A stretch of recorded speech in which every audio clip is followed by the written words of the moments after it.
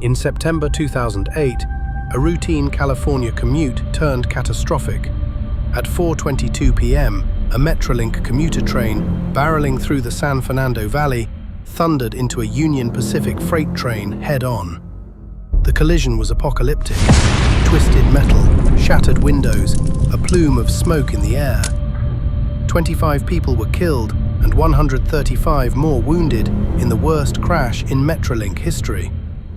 Among the dead was Charles "Chuck" Peck, a 49-year-old Delta Airlines ramp agent who had flown into Los Angeles earlier that day for a job interview. He hoped to move to California and marry his fiancée, Andrea Katz. That afternoon, he was in high spirits, even stopping to buy cookies for co-workers because friends said he was the happiest they'd ever seen him. Andrea Katz was driving to pick him up at the Moore Park Metrolink station when news of the crash blared on the radio. She raced toward Chatsworth, heart pounding, praying it was a mistake.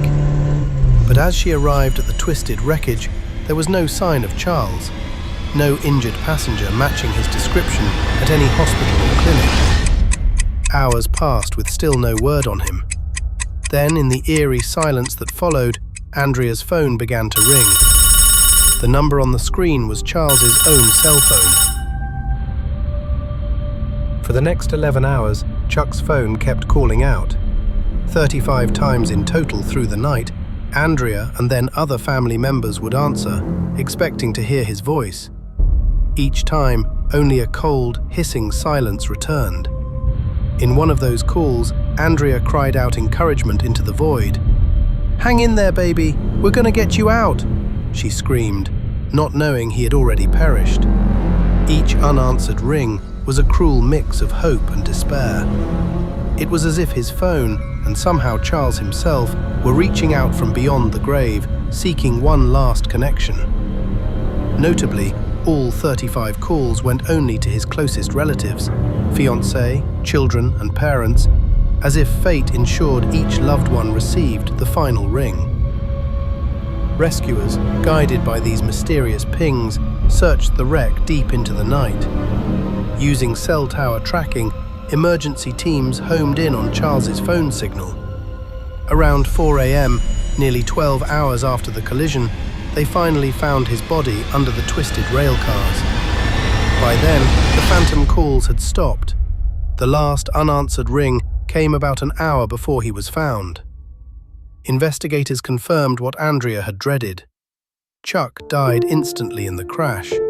There would be no more calls that night. Rescue crews later recalled Andrea whispering, "I wasn't done with him yet," a heartbreaking acknowledgement that their story had ended far too soon. As dawn broke, the nightmare was complete. Chuck's cell phone itself was never recovered from the wreckage. Officially, experts said this was just a freak glitch of hardware or network, a coincidence of technology. Gizmodo noted dryly that such repeated calls must reflect a malfunction, not the supernatural, even as media and online forums dubbed it a calls from the dead case.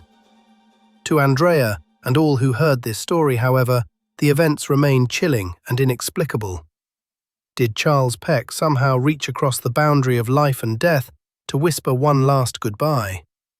Or was it simply a bizarre tech fluke? The truth remains as mysterious as those unanswered calls.